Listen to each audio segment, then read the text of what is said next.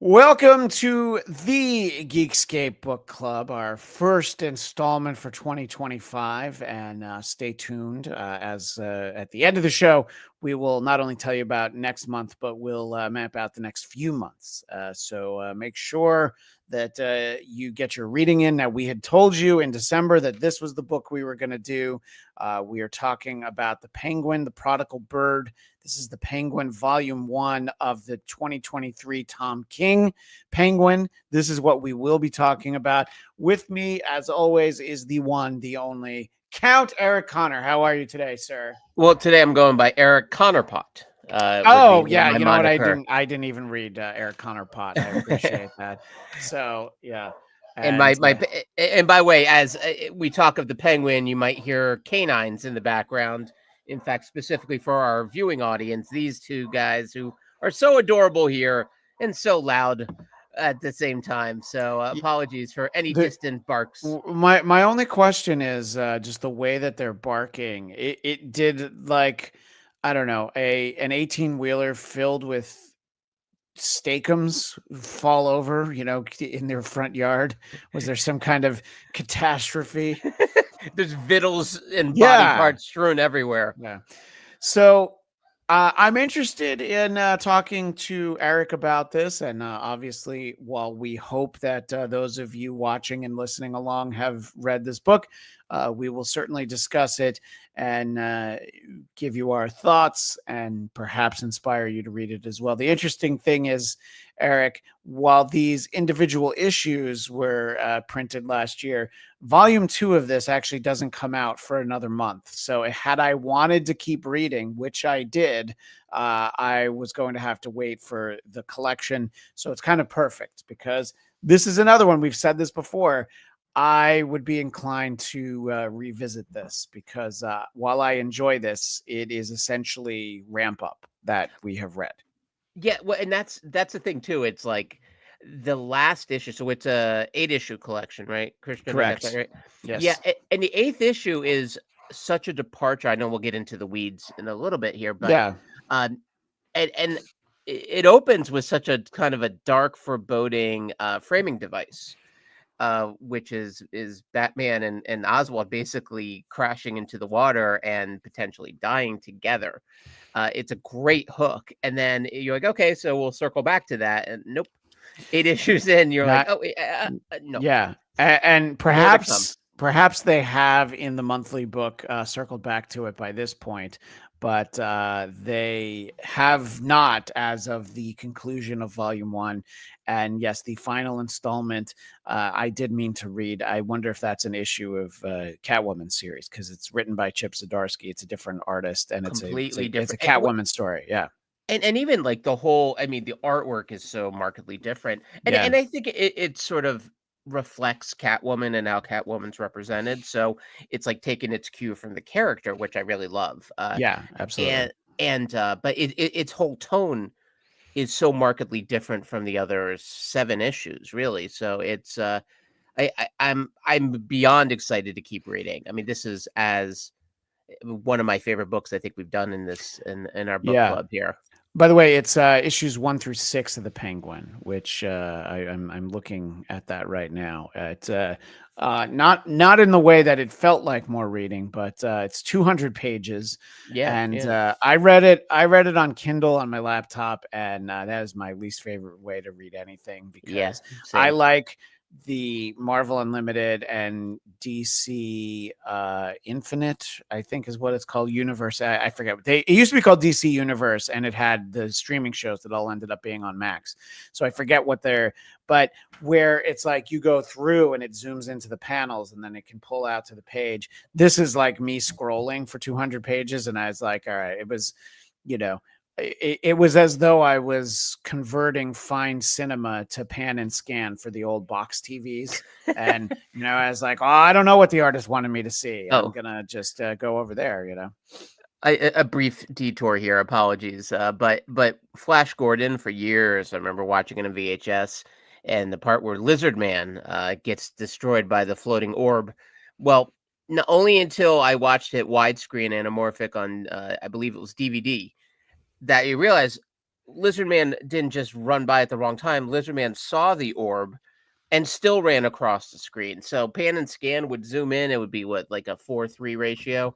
Yeah. And then all of a sudden I saw the widescreen and realized Lizard Man was an idiot who Yes. probably deserved his untimely demise because he saw the orb. And my buddy and I, we watched it together. We both had the same, like, oh my God, we had no idea Lizard Man was such an idiot. So yes, the zoom in, although my Kindle did do the zoom ins and Yeah, pan see, and that's the scan. thing is So I didn't have a physical Kindle. I was, I was reading on your I Mac. was reading it Okay. on the laptop. Ah, Yeah. So it's not designed for that. By the way, shout out, of course, the great Dead Fool in the Deadpool. chat saying Welcome hi back. geeks.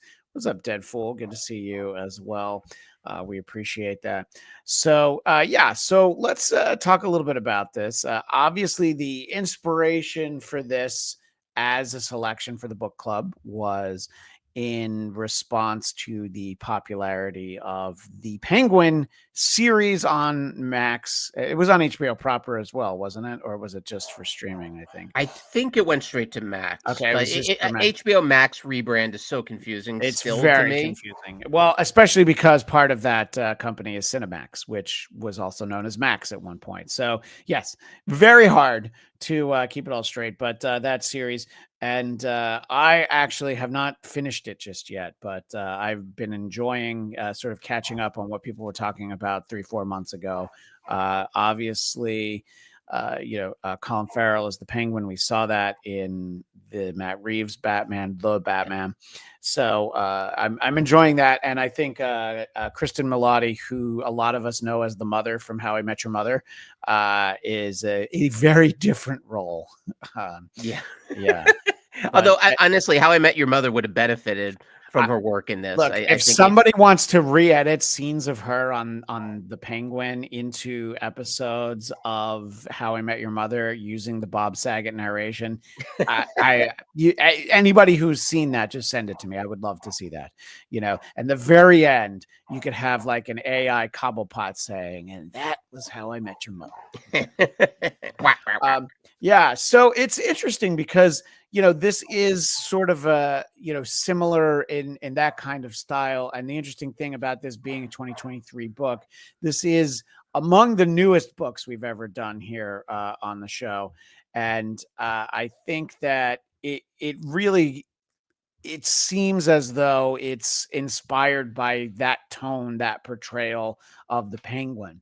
And for people like me who weren't big DC fans and mostly almost exclusively read Marvel, I found it to be very interesting to kind of go through his DC universe, like canon, his actual history. What were some of your thoughts as you read through this, Eric? Yeah, it feels, tonally like Matt Reeves's Batman, is informed, infused into this thing. And I found, like, yeah, the backstory of Oswald in this. Now, and by the way, I say this as someone who absolutely loves Batman Returns. Until The Dark Knight, that was my favorite Batman movie. And I was so fascinated by how nasty Danny DeVito played him in the Yeah. film, and that Tim Burton really went there. And Batman Returns, if you haven't watched it recently, it's this really kind of amazing dark fable.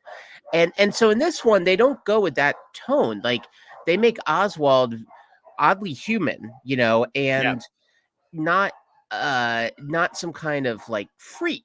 They go with this dude who's just, you feel for him, even though he does some horrible things in these pages, Yes. including his foster mom. Just things don't go great for her. Not all birds are meant to Yeah, fly. they go pretty well for her, and then they go well for her right up until they don't, I guess, Right? is the way to They characterize take that. a turn. I, Yeah, the thing I think of all the stories in here that I found the most surprising but also effective was the idea that, you know, Batman basically made the Penguin the Penguin. So this notion that, like, the Penguin has, as Oswald, was just feeding Batman all this intel to take down the Falcone family. yeah, And then in the end, for him to sort of be to kind of cover his actions, the fact that he's a snitch, he does the whole thing is like, well, Batman, you have to come after me. But then they concoct the plans like, well, but you have to be like colorful. We have to get you to Arkham, otherwise you're just going to wind up rotting in jail. As opposed to if we could say you're criminally insane, right? Like Riddler and everyone else, you'll go to Arkham, you'll only serve a little bit of time. So this notion that the Penguin wasn't born but was made uh, and designed, I thought was really smart. Something I have not read before, and I didn't read that much DC either. But No, that was yeah, new to me. and I love this idea that, the way that we know him, like think the Burgess Meredith Penguin, Yeah, and yeah, yeah. obviously animated versions of him with the hat and the long cigarette. It's referenced a few times, and then it's very clearly, well, he does that as part of the gimmick. He's doing that so that he can be this character.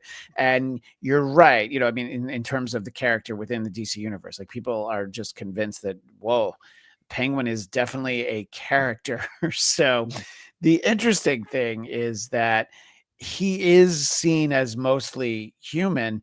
There's one reference to, I think, preparing. I don't remember if it was squid or something. It was like, you might think you need to cook it, but don't just throw it in a Right. bowl. So that's the only sort of like basically that's like the one Danny DeVito nod, is like the fresh from the sewers, the otherworldly Penguin, if you will. But yeah, I do think you started out by talking about that this volume does start with something that I was showing briefly. It is really this like dire situation. Both Batman and the Penguin are going to die. The vehicle they're in, I believe, is sinking, and this story takes place a year before that. And at that moment, he is widely believed to be dead, but clearly not. And he's living in Metropolis, which is interesting that when you want to get away from Gotham City and reinvent yourself, you go to Metropolis, which unlike in the Zack Snyder movies where they're basically like the Twin Cities, they're fairly far apart, my understanding.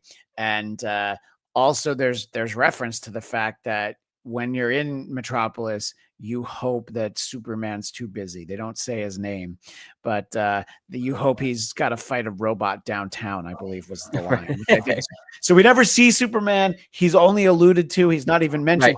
Right. But that's kind of the thinking is like, what are you going to Metropolis for? At the very least, go to Smallville if you want to Or hide out. Central City in Sure. Missouri, right near the Ozarks. Why don't you Yeah. just like hang out there? That's a better place to summer. Yeah, right. That's what I've heard. Yeah. So sort of, it's a great entry point from someone whose familiarity with the Penguin really is on-screen portrayals of him. And this, I don't know if this is really seen as like a soft reboot, this Tom King series, but it was a great way for people like Eric and myself, and possibly those of you out there to, check it out for the first time, and I think that stylistically, except for that last installment, which we can talk about, the visuals are just really impressive. I mean, it's well suited, I think, to looking at it digitally, and I'm sure it looks great on a glossy trade paperback. What did you think about the art in this by Rafael de LaTorre? Well, I was saying before about like it matched the tone really beautifully, and it matches the character. Like everything is, it's not when you look at the last issue, which is so glossy and polished. Like there's something really kind of like almost feels like hard boiled, and then these panels here are like basically out of a film noir. Yeah. But everything like rain soaked, smoky, a lack of sort of detail and definition in the faces, but all that really matches, the storytelling, and then the way the femme fatales are drawn, Yeah. they are drawn with much more, I guess I'd say specificity, like the work on them. It is again to go back to film noir. It's kind of like whenever they would film a female. like, through gauze and make them look all like ethereal. Well, here there's a real beauty to the female characters, but then the male characters all rough, all scarred and wrinkles. And even like Batman, which we barely see Batman in a lot of these issues too, which I thought was actually Yeah, kind of great. I I love that he was off camera. yeah, he's held back for the most part, so Yeah, that when you do finally get him, you're like, "Oh, that's cool." What did you think of him talking to himself about, uh, I guess, Thomas giving Martha Wayne something as a Hanukkah present? I was like, "Well, I'm gonna see what." I'm sure Eric noticed that, and I was I like, "I did. didn't realize that the Waynes were a member of the tribe." Or maybe just she is. I That's was true, thinking, because I mean, listen, my last name Connor or Connor Pot for right? today's lesson, is not a Jewish name, and yet both Yeah. sides of my family are. So I know that the name does not the person make, but I assumed it was just maybe Martha Wayne was Martha Goldberg at one point, and then married into the Wayne family. Well, I that was it such was a random actually moment. Silverstein hyphen Goldberg. So they really doubled down, and then they're like, you know what? Let's just replace that with Wayne. That's right. Wayne is an easier thing. It's It's a like little when easier, I yeah. brought my wife from a Z to the C, from the very ethnic sounding last name Wait, to this. from Z to Shining Sea? Eh. Oh, I'm sorry. Yes, It and was with that, our mics get turned off, and we wow. never return. I It was a I perfect saw line. the view count going down as we talked about this. So then that means that sometimes you can take the gloves off a little bit, But there's a lot of stuff I didn't know. So the fact that he was married and the fact that he had all these kids, it's even I think Selena Kyle's the one who says like, yeah, I just can't believe that Right. the Penguin got this many women to sleep with him, let Like, alone not using any kind of protection.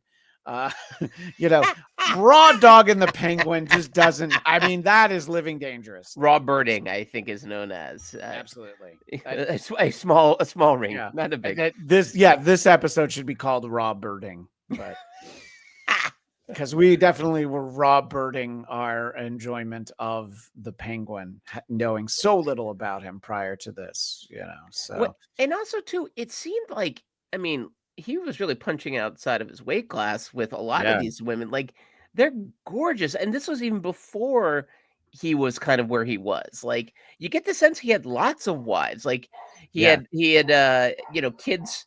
And I looked this up later because I too was like, well, wait, Oswald had kids, and the twins are ones that come into the story quite a bit. But then yes. he has all these other kids, and also how dark it is. They're all killed. Yeah. So By the twins, the two main yeah, kids right. who yeah. So it is very interesting. It is very dark. And I mean, I think that I believe this is a variant cover. I think this is a different artist, but what you're seeing for our visual audience, I think that the care that it's taken to make him look so horrific is Yeah. very well done. And I was definitely along for the ride. Stories about villains can go, one way or the other, and I sort of this guy being put upon by everyone and sort of engineering the downfall of everyone else by working with the Batman, and even when Batman knows he's lying, he's like, well, it really serves our purposes, Right. so uh, but what were some of the things that we've talked about the fact that he had kids and he was, married. These are things that I didn't know. Were there other things that really jumped out at you in the story that were, just things you weren't prepared for? Well, I think because this was, it feels like you were saying before, a bit of a reboot of the character. So I'm not sure how much of this would have been canon. Yeah, How much of this like was kind of its own, sort of forged its own path. Um, I mean, I love that it starts with Oswald as he's a bartender, yeah, and so and that actually, the TV show is quite good, and also the Matt Reeves Batman film, the idea that like Oswald's pretty low at the beginning, Yeah. And they even did this with Gotham too. It's like I you was going watch to use him. that as an example. Yeah, Yeah, and sort of my problem with Gotham is that they fell so in love with that actor who played the Penguin, is that the show really became about the Penguin, and I was like, I kind of would have been interesting to do some more with it, but he was so good. But yeah, that sort of humble upbringing is very much in line with the portrayal in right, Gotham. I right. agree. Well, and one thing they did here that I thought was great was that notion of he could be so incredibly violent, Yeah. and they kind of hold off on that even early on. They basically like everyone's like afraid of him, and they're afraid of what he can do. But for the first issue or so, maybe even two, he doesn't really do anything particularly violent at first. Yeah. And it seems like he's sort of like given up. I thought that was a great angle that he's got the world's worst florist shop in all of Metropolis, and he basically seems like he's just trying to live a quiet, seemingly normal life, and he's racked with guilt and loss because it was also one of his wives, I guess, got killed along the way too, and so him being a shell of the man that he was, I thought that was a really nice entry point into him. And then of course you begin to realize like birds of a feather stick together. He can't, he can't ever just be Oswald. Like Well, he in essence only knows how to be the Penguin at this point. it's a incredibly well done framing device Yeah. that you're sort of talking about the retired, the penguin in his dotage, the out to pasture I'm too old for Oswald. this shit. Yeah, right. He tells us he's 85, and I'm like, you know what? Considering what he's able to do, that's actually really impressive. And the perfect example is he goes in to his tailor who he's been seeing for years, and the guy says, "Oh, you've lost some more weight." And then the guy realizes, "Oh shit, I shouldn't imply that he needed to lose weight." Right. And the guy is so lucky because Oswald disappears for like a month, and we'll get into that in a moment. And he's like, "Oh, I really got away with it." And then the next time he sees him, he brutally murders this man. So that's where like, okay. And then part of the reason is because of why he was gone for so long. But also, we'll shout out my pal Sam Bibley in the chat. I'm in the chat, Blatt. What you think about that? Fat with a PHAT. Say it rhymed. So we appreciate that. We're glad that people check out this show. And if anyone is so inclined, they should indeed check out the book that we are reading, which is The Penguin, The Prodigal Bird, which I do love that title. I Great believe title. volume 2 has a different title, but we're speaking about The Prodigal Bird. Let's talk about sort of sort of the big heist aspect of the middle issues. So he gets these characters together. I've never heard of any of them. Actually, no, there was one that I think I had heard of. They're some like American Legion. That wasn't their name, but it might as well have been. They're all in retirement, and he, threatens family members, and he does everything he has to get them back. And it's this whole thing. All right, well, we're gonna kill his ex-wife, who basically is that this universe's Steve Wynn, because the Wynn Hotel has St. Yep. Clair on it. Not lost on me, but so it's meticulously done. It's all put into place, and it turns out the whole thing's a work, isn't it, Eric? Spoiler alert. Yeah. Well, well, and I don't know if you watched. It's gonna sound random, but Silicon Valley had this one great plot line where it was one of the middle seasons. They get bought out. Pied Piper's the company name. They get bought out, and then they're trying to figure out how to sort of like take down the company that bought them. And they have this whole elaborate sort of Ocean's 11 type scheme. Yeah. And then within 5 seconds, they go to work to begin the scheme, and he trips, and all his plans literally get spilled in front of his boss. So, and that actually the writers admitted that they sort of tied themselves in knots, and like it was going to be a multi-episode arc, and then they were not really happy with it. So like, well, what if we set it up like it's gonna be that? And then he gets caught within 5 seconds. And that's what I was thinking about that with here, because they set up this elaborate sort of sting, and then all of them get taken out off again. Use the term off camera. Like you basically realize, like, yeah, his ex-wife's pretty smart too. But then the thing about Oswald, you also get sense like it's almost like he didn't care. It's kind of like, well, whatever. Like he always has a plan B and C. Even he gets shot a bunch of times, but his ex-wife's like, yeah, but I wasn't going to kill you. Yeah. And then they're like flirting again. So Oswald just he's got an amazing ability to really roll with the punches. He keeps getting hurt in this thing, and he's like, yeah, whatever. Sort of shakes it off. Yeah, no, and the recovery is an incredibly long time, and that's why he's like a month late to pick up his suit, and it's interesting. It's quite the dynamic there. The fact that they were ever married, and then we sort of get a flashback to some of the earliest days, and she says that. I'm gonna, on their wedding night. Oh no, he recounts this that on my wedding night, she said, "I'm gonna think about the Riddler. I hope you don't mind." I love that line. That was maybe my favorite line of this whole thing. Yeah, which oddly enough, I believe on my wedding night, my wife was imagining Frank Gorshin as well, and who wouldn't? By the way, I got to see him in a musical. Actually, you got to see Frank Gorshin in a musical. On the 20th Century. It was old musical. And he was a pretty old man, but I'll tell you, when he showed up, that place erupted. And I was, of course, I was so thrilled. I'm like, oh my God, I'm seeing the Riddler in real life. It was like a lifelong dream, but yeah, I think they also, like, when they kept name checking other supervillains, and correct, what you brought up about the villain, the sort of team he puts together for his scheme.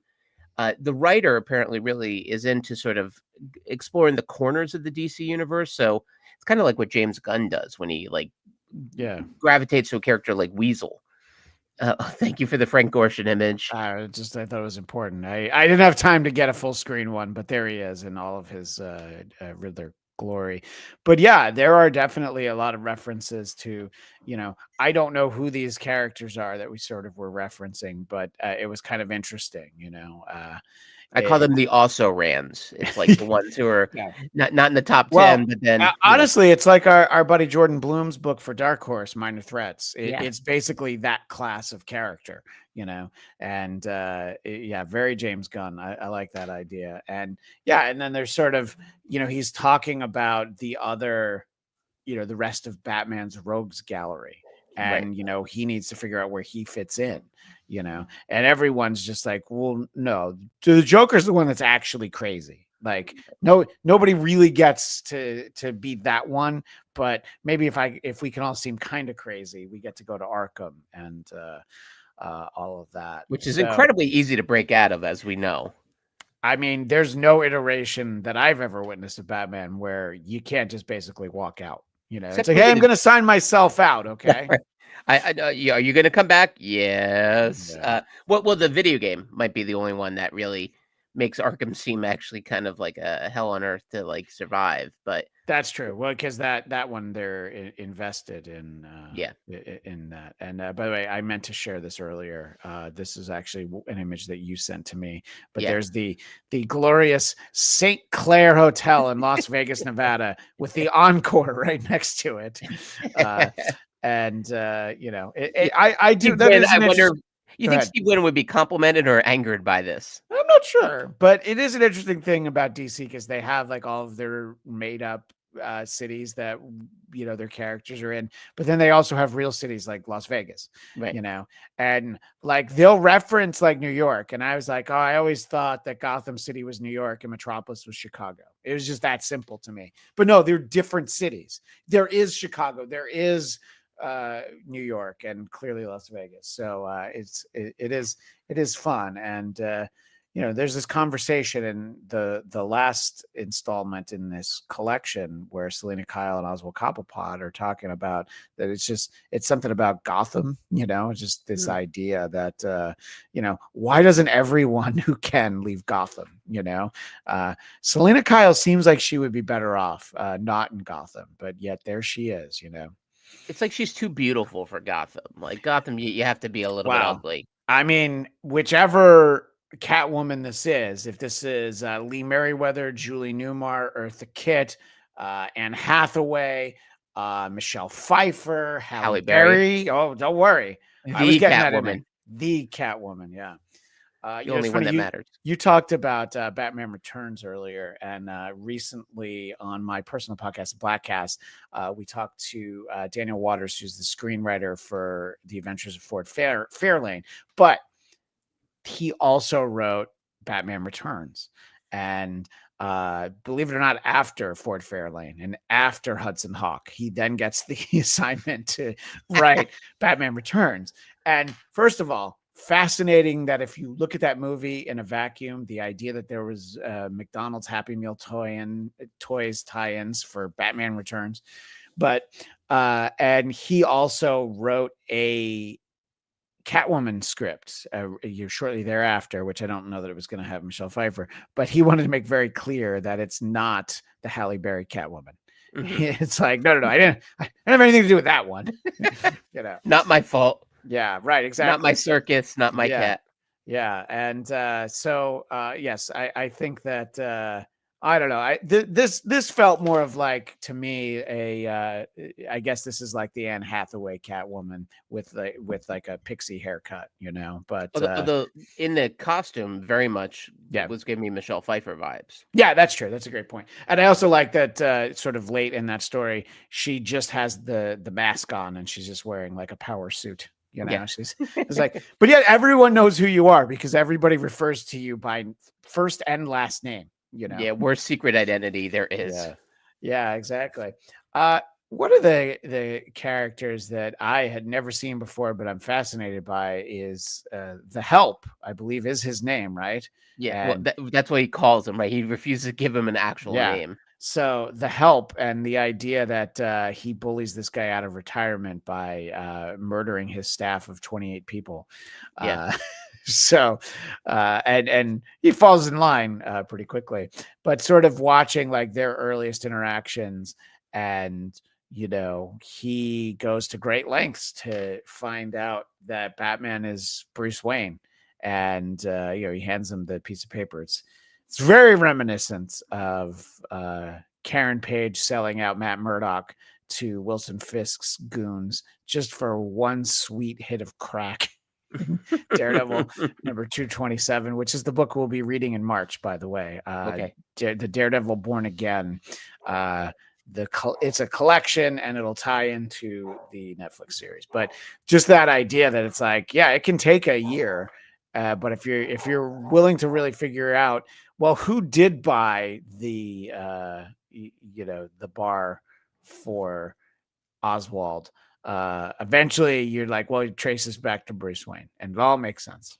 So, right. And one thing too, I found that because this thing actually kind of jumps around in time quite a bit. It does, yes. At times, I don't know if you had this too, Christian. I was like, okay, I think that's a guy who was incredibly wealthy one issue ago, and then he went in and murdered his whole staff. In fact, specifically asked how many people work for you. Yeah. And you think it's just out of curiosity. It's like, no, because he wants to make sure he kills every single one of them. And he doesn't want to leave anybody. And he like basically breaks down this guy. But I was also trying to understand. So he was incredibly wealthy at that point. Yeah. And then he basically now is Oswald's chauffeur and, like his goon. Although I liked, there was a character, his ex-wife had someone that was her sidekick. Oh yeah, I remember that guy. Yeah, I forget what that character's name was, but yes, there was. I don't have it. The Lunk, I think he might have been called. You know what? It is the Lunk. Yes, that's perfect. Yes. And so the idea of like you label the people who work for you as the Help and the Lunk. Yeah, which I think is an incredible moniker, by the way. Lunk is not used anywhere near enough in modern days. No, only if you go to Planet Fitness and they tell you that not only is it a judgment-free zone, but it is a no lunk zone. So if somebody's behaving like a lunk and just just grunting and yelling too much, and they're in the jean shorts working out and they're just a little too jacked, I Supposedly, told you not to talk about me I'm in sorry. our time we worked out together, Christian. Come on. Supposedly, the lunk alarm is supposed to go off, but I have never actually heard the lunk alarm. But feel free to swing by Planet Fitness anytime. I found out that our friend Liam goes to the same Planet Fitness I do, the one by the Burbank Airport. So, Oh, nice. Yes, yeah, he posted a picture right next to the yeah. runway, I know. I've noticed runway many model. times that I'm parked right there. So now people know where I just doxed myself. People can Oh, find me. doxed. Yeah, so that's all right. So, yeah, and look, it's Batman, and we're dealing with the underworld of Gotham City. This story is populated with some truly interesting characters. We're talking about the Help. We're talking about the Lunk, and the we really only deal with, I think, Falcone. We don't really have any Maroni stuff in here. I don't think. I think it's really Yeah. just that side of the family, which we see how he's playing one family against the other in the TV series. So perhaps in the second volume, that's part of his plan.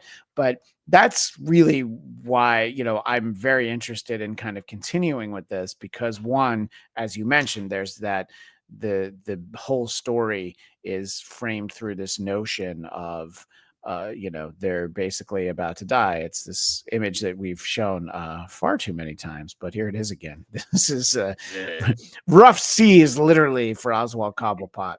And we spend so much time getting ready for him to make his triumphant return to Gotham. I kind of want to see how it goes. When how we get from where it ends and at the end of this collection into that moment, which is both of them are messed up, and like Batman's been shot, and Yeah. like I have so many questions. What went wrong? How come the two of them wound up together? Seemingly, I imagine it has something to do with Catwoman, but that's not really her MO. She's not usually going around, I don't know, shooting Batman all that much. So Not usually, no. so I definitely can't wait to actually continue reading this. Yeah. Or, by the way, as Christopher Walken calls her, Catwoman, I think it's important to say. As we talk about the colorful characters, let's talk a little bit about the colorful language. And so much of it too. And I find it to be distracting. And I realize that you want your books approved by the Comics Code Authority. You want to sell them in bookstores. I mean, there are still newsstands somewhere, probably. But when they use so much of the swearing, where you've got ampersand, $, percent, the hashtag, which when we were kids was the number sign, but now it's the hashtag. There's so much swearing in this. And I guess it's better that it's all like this. You know what I mean? It would be jarring if there were actual swears in this. Do you agree, Eric? Well, I'm trying to figure out like swears that have 6 letters. When it's 4, you have so many options. 6 is a little more complicated. So Yeah, I'm excited by what it's the the word C could be. word. It's the C word with an ES on the end. I think is. I think that's the Latin translation. That is the Latin. Yeah, that's that. Yeah, I think Socrates, aka Socrates, threw that around a lot. The swearing is so fun because even the image you brought up a few times, where he's like "F off, Batman." Yeah. And that's one of the first lines of this whole collection. So it's basically showing its hand early. Like, this is the kind of version of Batman we're doing, and there is you're right. It's like there's a tremendous amount of and this swearing character, in who I this. assume existed, obviously there's references to Oswald being familiar with her. So, and she's like trying not to swear anymore, but then this is the moment where she can't help herself. Right. So she's an FBI agent, and I'm sure the character has a name, but I did not do good note taking as I was reading this. But so this is the character that swears a lot, but so is Oswald, and there are plenty of others along the If way. you could go back 2 images for our viewing audience, I'm sorry, the other way, the one that looks blurry. Oh, I actually thought that I had clicked off the images. No, Yeah. that was Yep, that's the one you want, right? yeah. I thought that was just such a great little design choice where I think when he drugged the help, I Help. think Yeah, yeah, that's the help. That's not Lunk. That's the help. that's the help. And just the idea of like how do you represent that on page, but this I thought was so smart. Like This blurry, yeah, this sort of the way that he's clearly coming to, and I don't know. No matter how much of a tough guy you are, you probably don't want to come to and have Oswald Cobblepot sitting in your study. right. That's Li that's the way I littered with feel. bodies too. It's that one sort of wide shot, so to speak, of the entire study with his entire staff bloodied and dead. I thought was one of the singular images of this entire series.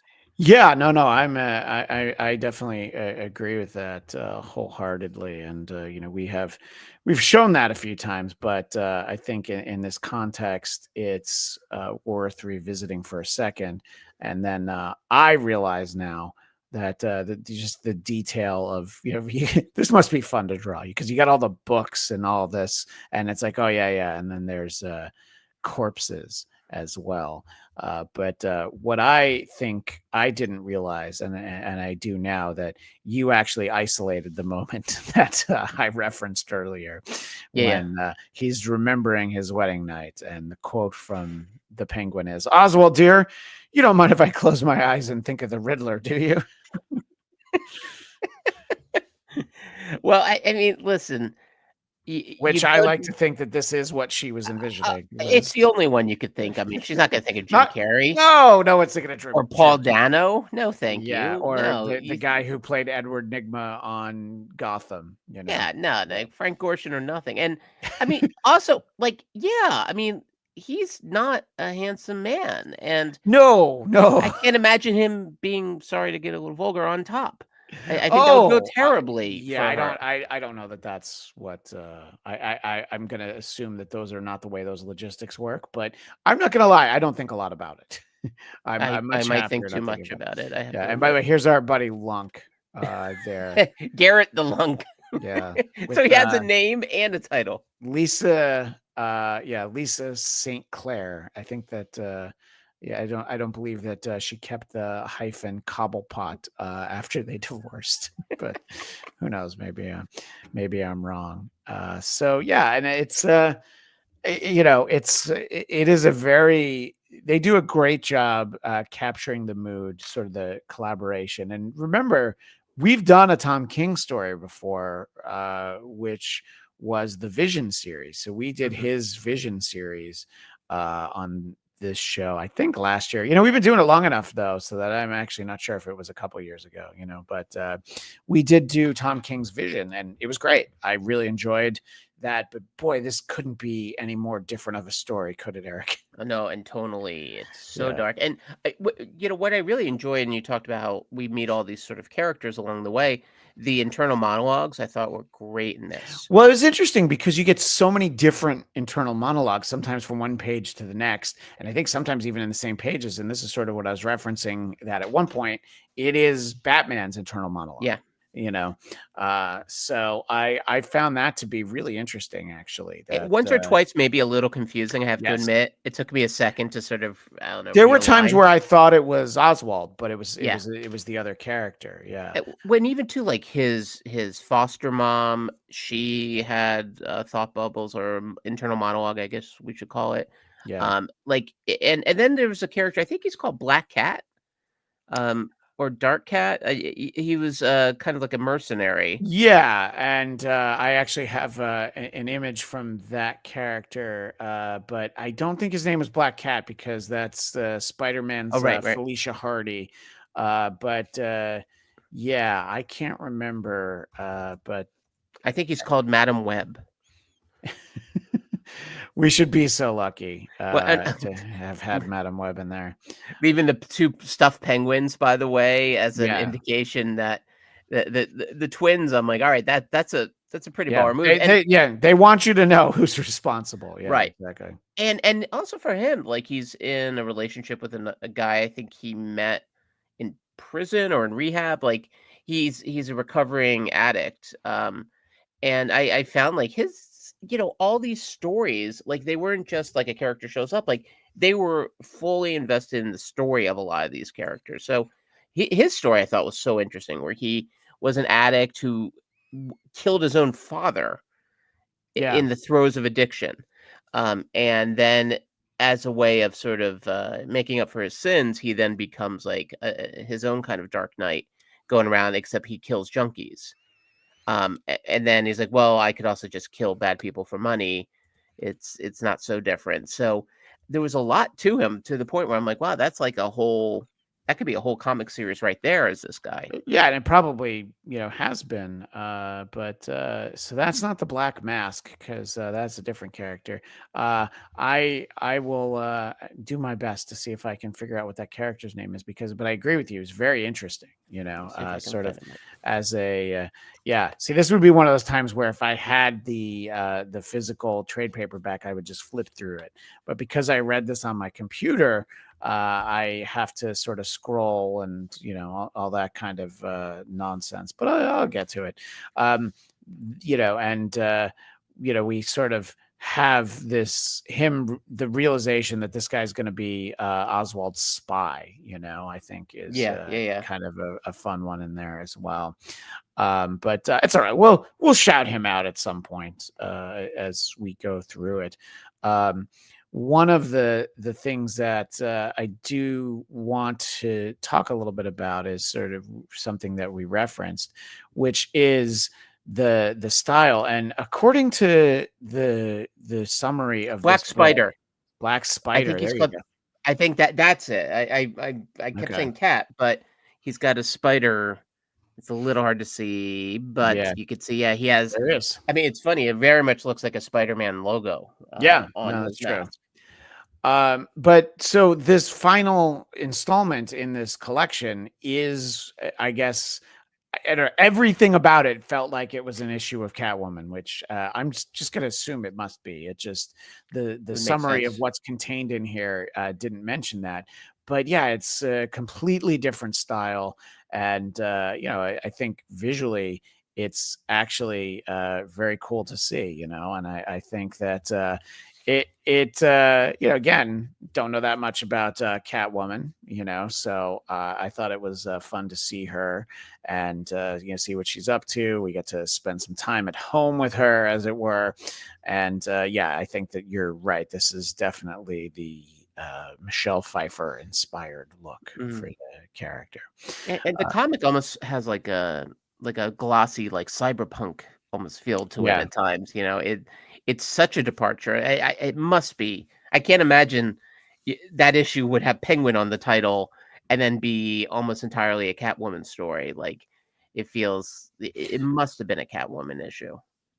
Yeah, and I also think it's interesting because the Penguin looks so different because of the different art style. He's like normal question Yeah. mark. You're like, okay, yeah, I can see people don't see this guy in a struggling flower shop and go, hey, you kind of look like Danny DeVito. So yeah, it's none of those things. But like we keep saying though, and look, this image here was actually it's the one that you see in the background as we're doing this visually. Just some great moments in terms of the visuals and just some fun reminders of what a terrible person the Penguin is. Just Right. really sadistic. I mean, these villains sure didn't seem this sinister when I was a kid watching the 66 Adam West Batman. They were very cartoony and almost lovable, I would say, Eric. There was no blood in the old Batman Yeah, that's show. true. Yeah. They would get turned to powder, if you remember the Batman movie. Oh, yes.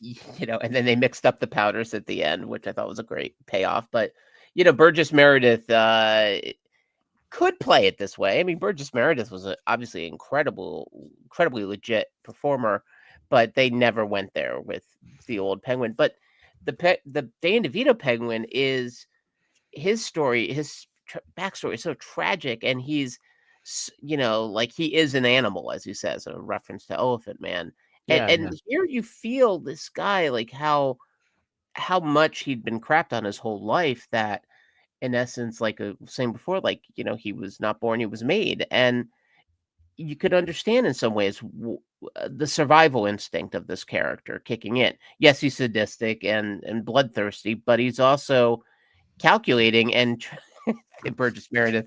It just doesn't mesh with the Penguin that we've been reading. Even when he dresses like this, it's still My son dressed like him for one Halloween. Oh, that's a great Halloween costume. He was fabulous, and he had the monocle, and he was just loving just going wah, wah, wah, all day. It was fabulous. And then he, by the way, more recently was the Riddler from Matt Reeves' film. So wow, a much darker. I guess my son has maybe gone through some dark times himself and is now relating more to that character. Yeah, well, riddle me this, as we would say. So, are there any? I feel like we've done a great job sort of summarizing what worked about this. This is one of my favorite selections that we've done. And look, the whole concept of the Geekscape Book Club is that we are reading things that we haven't read before. This one is much newer, so it's not like we've got, Batman Year One was sort of like the blemish on my nerd record that I hadn't read that one. And that's why that was the very first episode of the show. And of course, you can find the videos of past episodes on the Geekscape YouTube channel. And there's an audio feed. So they're all there for you to listen, including episodes that we were fortunate enough to do in front of a crowd at LA Comic-Con. In one case, half the episode, and then the recording device crapped out. But Eric, you and I really wrapped that up. But we were joined by the great Chris Claremont to discuss God Loves, Man Kills. We talked to J.M. DeMatteis last year to talk about Craven's Last Hunt. And this seems like a fine time to ask is, have you had the opportunity to see the Craven film yet? Or did it fall through the cracks? Maybe it sounds like it didn't quite fall through a crack if I missed it. But I did not see Craven yet. I was recuperating when it came out, and I didn't know if that would help me heal or not. So I am very much looking forward to watching it. I was recuperating after I left the theater, and was that the worst? So I mean, Madam Web was last year, and I can't imagine anything was worse than that. Is that the second worst film of last year? No, I think Megalopolis is worse than both. Yeah. It's worse than both of them. Madam Web is the most boring film of the ones we're talking about. I don't know. Are we allowed to talk about our Razzie ballots? Because thanks to Eric, I am a voting member for the what used to be called the Golden Raspberry Awards, but now just known as the Razzies. Yeah, they get a little hipper with time. 2024, I mean, there could not be a better year to be a voting member of the Razzies. I saw so many of the most spectacularly bad films. All the films nominated for Best Picture, I saw in the theater. And You saw Reagan in the theater? Yes, I did. And I will tell you that Dennis Quaid as Reagan is not bad. A lot of the things surrounding him, including Jon Voight, who is nominated for being bad in 4 separate movies. He's like an old retired KGB agent. He's like, let me tell you about the Reagan. You need to see it. I'm sorry. I know that's not what we're talking about on this show, but the image you brought up of the Penguin from the last issue, we'll call it the Catwoman issue. It's funny because it reminded me a little bit of Jon Voight in Heat. Very similar haircut. Yeah, absolutely. Oh wow, Jon Voight doing a terrible. I mean, his accent in Anaconda when he played a character from Uruguay, and I think his attitude was no one knows anyone from Uruguay, so I could do whatever accent. No one's going to say boo. His performance. He's not 100% wrong on that. No. What is it? Montevideo, I think, is the only city I know in Uruguay. When he does an accent, the great actor gets destroyed and goes far, far away, and all that's left is this sort of bizarre ham bone Jon Voight in his troubling politics. So I'm excited to see them. I do need to watch more. I don't think we got our Golden Raspberry ballot yet, though. So okay, I think we got the nominating ballot, but not. I saw the email that listed what they are, so I thought I had the ballot, but I'm excited all the same, and excited to please let me know when you've seen Craven. Our friend in Ireland, Husey, just saw it this week, and he was beside himself. He could not believe what he saw. But I think we might need an after the fact. I'll even rewatch it to talk to you guys about it. Dude, After a very special Craven episode of the Blackcast. Yeah, right, exactly. And please remember to check us out over on Marvel Movie Talk, where, despite the title, we do talk about TV and comics as well. But the Marvel is the one thing that's accurate. So it's really just Marvel talk. And we're going through and we're covering Your Friendly Neighborhood Spider-Man, the new show on Disney Plus. We did the first 2 episodes of that this week. And by the time that the next episode of this show comes up, we'll have finished, because they're doing 2 episodes, 3 episodes, 3 episodes, and then 2 more. So they're really plowing through them, which is interesting. We'll see what they say. But some might ask, Eric, what book are we reading next month, including Eric Conner, who asked me earlier. And it'll be this book, Captain America, Symbol of Truth. And I am looking forward to this because I have read many comics with Sam Wilson in it.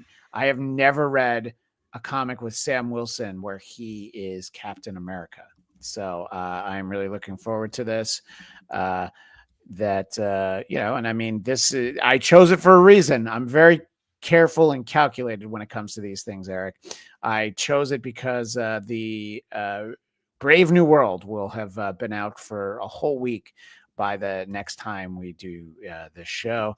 And I don't know, just visually it looks great. I don't know anything about it beyond the fact that it was on a list of like, hey, you should read these movies before you see the movie. And by the way, I always read those after I see the movie, because I'm like, I don't really want to know, so we will be doing that next month, Friday, the 21st of February, and a little bit later than we did today. It'll be at 2 p.m. Eastern, 11 a.m. Pacific. So please find us there. We will be talking about Captain America, Symbol of Truth. And I just want to take a moment, and while we have everyone here, we can go through the rest of the year. Now, I don't have the date for these, but this will be in March. We will be celebrating Daredevil's return on Disney Plus, Daredevil Born Again. We will talk about Marvel's Born Again Daredevil storyline from Daredevil 227 to 233. And as we get to April, we're going to venture into the Creature Commandos, which there's a great collection that I've actually read a little bit of from when we talked to J.M. DeMatteis. I have not watched Creature Commandos on Max, but I've heard a lot of things from a lot of different people. Most people like it. There are a few who do not. Have you checked out Creature Commandos, Eric? Yeah, I saw the first 2 episodes. So far, a lot of fun. Kind of what you would expect. I mean, they're sort of that James Gunn sort of style. The opening credits might be the best part, though. It's got this wonderful theme song and energy, and it gets you. It does what the shows used to do. The theme song kind of got you psyched. I guess Game of Thrones did that too. That was a great theme song. But yeah, it's a lot of fun. And the theme too, it's Gary Shandling's show. Probably did it better than anyone else. And as much as I love Peacemaker, the opening titles might be the best part of that show. And I love that show. Yeah. So that's April. And then in May, we've got Thunderbolts Red. We see the Red Hulk there. And this is not the lineup of the Thunderbolts that we'll see in the film, but that will be in May because of the simple fact that Thunderbolts comes out in May. And I'm not going to lie, I actually read this over the Christmas break. This is a beautiful book. Superman for All Seasons by Jeff Loeb, Tim Sale. This is a great book. I really look forward to discussing this in June. The Burbank Library had it, Eric. So I was like, I'm going to grab it because I knew already that we were going to read it. So I was like, well, let me grab that for June. And then July, this Fantastic Four life story won the 60s. It's a collection, the different decades. So I was told that this will kind of relate in some way to the film, and that's July. And then I think the last one that I have is sort of getting to meet Riri Williams' Ironheart. That'll be in August, and we've had that show delayed a couple of times, but August is allegedly when we'll be getting the Ironheart show. So that's what's coming up, and I hope everybody checks out those books. You don't have to wait for us to get to them. Do what I did: go to your local library and get some of them. I mean, and Eric, I'm assuming that you've never read any of those. Although, did you read the Daredevil Born Again? Have you read that before? No, I haven't, and I am still going through my mad binge of Daredevil because I'm going to be doing a summary of the first 3 seasons of it on Geekscape. So I'm in training right now for that moment. Well, yeah, so looking forward to all of that. And so please like, subscribe to Geekscape on YouTube, and subscribe to the audio version of our podcast. And that way you will never miss anything. And Echo Pineapple shows up in the chat saying, "Sup, nerds." I recorded a wonderful conversation with Echo Pineapple that will be released sometime in February on his channel. And we did talk a little bit about comics, and I'm going to provide Echo Pineapple with a reading list, and I believe that we'll get him to be on this show or one of the others, just discovering comic, because he knows these characters from movies and television, mostly movies and animated series. So he's like, well, what would I read? And he's like, start with X-Men. Those are my favorite. I'm like, oh, you started a great place for me. And there's a reason I haven't gotten back to you, Echo, because my list is going to be long and almost entirely written by Chris Claremont. In any case, so that's what everybody needs to know about what's coming up. As I said earlier, our next episode will be on Friday, the 21st of February. We'll be talking about Captain America: Symbol of Truth, 2 p.m. Eastern, 11 a.m. Pacific. Please give yourself the time to read this collection and join us. And presumably everyone will have seen Brave New World by then. Eric Conner, if people want more of you and less of your dogs barking, who seem to have calmed down, by the way. Yes. Where can they find you? Well, you could see me with or without these guys here over at Geekscape's Marvel Movie Talk. And also recently I did an interview for Film Courage that's currently floating around on YouTube and on their website.